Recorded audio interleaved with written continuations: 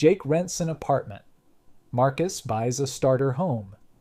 They both think they made the smarter choice. They're both wrong, because neither of them accounted for what happens after the moving trucks leave. And when you actually track the numbers over 20 years, the outcome isn't what either of them expects. Let's keep this fair. Jake and Marcus both earn $60,000 a year. They both have $25,000 saved. They're the same age, same city, same starting point. The only difference is what they do with that money and that income going forward. Jake signs a lease on a 2-bedroom apartment. $1,800 a month, first and last month's rent due up front, plus a $500 deposit. That's $4,100 out the door on day one. He keeps the rest of his $25,000 in a savings account, just in case. Marcus uses his $25,000 as a down payment on a $280,000 starter home. He takes out a 30-year mortgage at 6.5% interest. His monthly payment, including property tax and insurance, comes out to about $2,150. That's $350 more than Jake pays every single month. On day one, Jake has cash in the bank and total flexibility. He can move cities in 30 days if he wants to.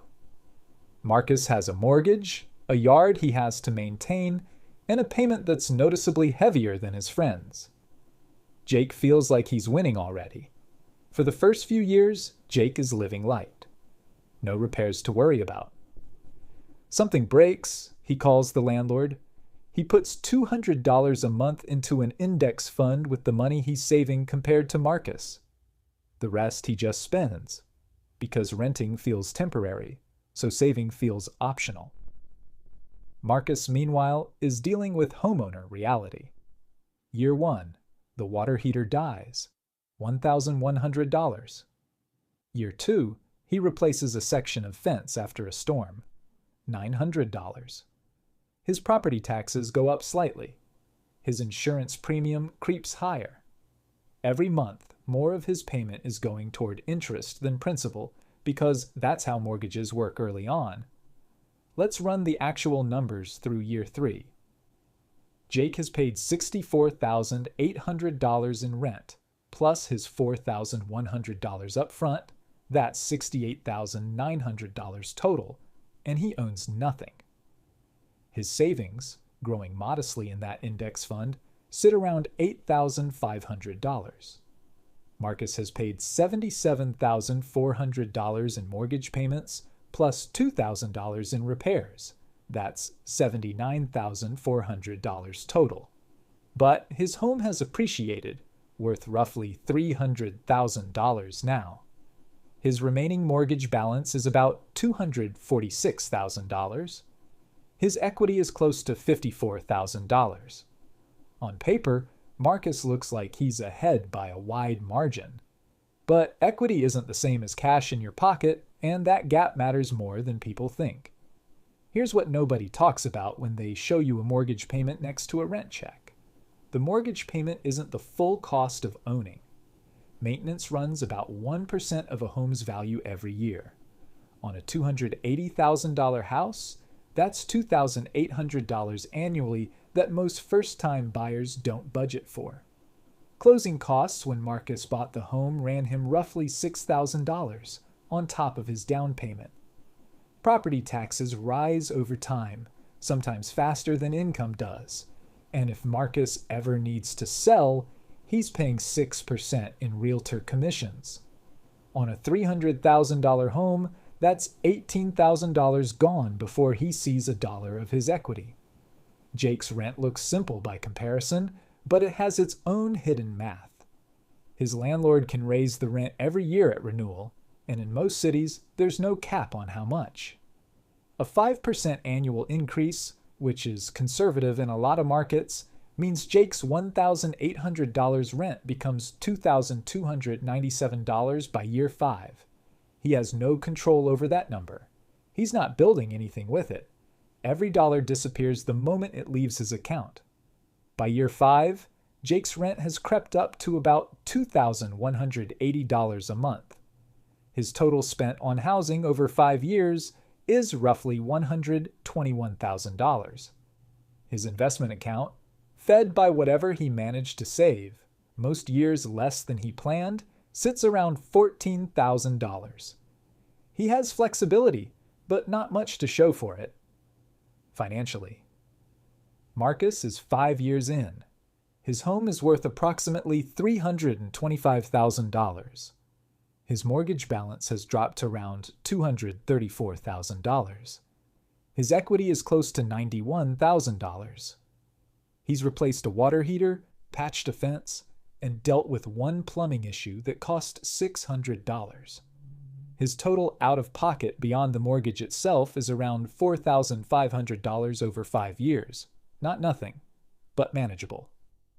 Jake's friends ask him why he doesn't just buy something. He tells them he's not ready, or the market's too expensive, or he likes the freedom. All of that might be true. But underneath it, the real reason is that renting never forces the decision the way a mortgage does. Nobody automatically builds equity for you. You have to choose to every single month, and most people don't. By year 10, the picture sharpens. Marcus's home has appreciated to roughly $410,000, assuming average regional growth of about 4% a year. His mortgage balance is down to around $198,000. His equity has grown to approximately $212,000. That's real, spendable, borrowable wealth, built almost entirely by making a payment he was going to make anyway, on a place he had to live regardless. Jake, over that same 10 years, has paid rent that's climbed steadily with each lease renewal, totaling somewhere around $255,000 in cumulative rent payments. His investment account, assuming he kept contributing consistently, which is generous given how inconsistent most renters actually are, sits around $38,000. Even in the best case, where Jake invested every dollar he saved compared to Marcus, his net worth from housing-adjacent decisions is nowhere close to Marcus's equity. This is where the story usually ends in most videos, and it's also where most videos lie to you by leaving out the risk. Because homeownership isn't free of danger, and pretending otherwise does a disservice to anyone about to sign a 30-year loan. If I only showed you the upside of buying, I'd be doing exactly what every real estate account on this platform does. Here's the other side. Marcus is locked into that home. If the local job market collapses, or he needs to relocate for a new opportunity, selling costs him tens of thousands in fees. And if the timing is bad, he could sell at a loss. Homeowners in 2008 learned that appreciation isn't guaranteed. Some markets dropped 30% or more, and people who bought at the peak spent a decade underwater, owing more than their homes were worth. That risk is real, and anyone who tells you real estate always goes up is lying to you or hasn't been paying attention. There's also opportunity cost. That $25,000 down payment, if Marcus had put it into an index fund instead and rented like Jake, could have grown substantially on its own. And every dollar of extra mortgage payment compared to rent, if invested instead, compounds too. In a slow appreciation market, or a city where rent is genuinely cheap relative to home prices, the math can favor renting and investing the difference, especially if the renter actually has the discipline to invest it, which, statistically, most people don't.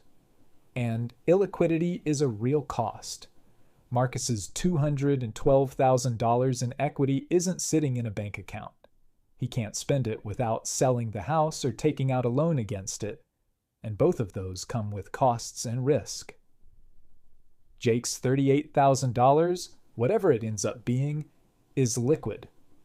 He can move it, spend it, or redirect it anytime he wants. By year 20, the gap becomes difficult to ignore. Marcus's home, assuming steady regional appreciation, is worth somewhere between $560,000 and $610,000. His mortgage is either paid off or close to it. His equity sits between $500,000 and $560,000. He's paid for maintenance and repairs the whole way, probably $50,000 to $70,000 cumulatively across 2 decades, including one major renovation. But he owns his home outright, and his monthly housing cost from here forward is just taxes, insurance, and upkeep, a fraction of what renters are paying by then. Jake's cumulative rent over 20 years, factoring in steady annual increases, lands somewhere around $620,000 to $650,000. His investment account, even in an optimistic scenario where he consistently invested the difference every single month for 2 decades, sits around $180,000 to $220,000. That's real money, and it's not a small outcome. But it's roughly a third of what Marcus has in home equity alone, and Marcus also has a paid-off place to live, which Jake still doesn't. When you compare the two side by side, Marcus ends up ahead in almost every realistic scenario.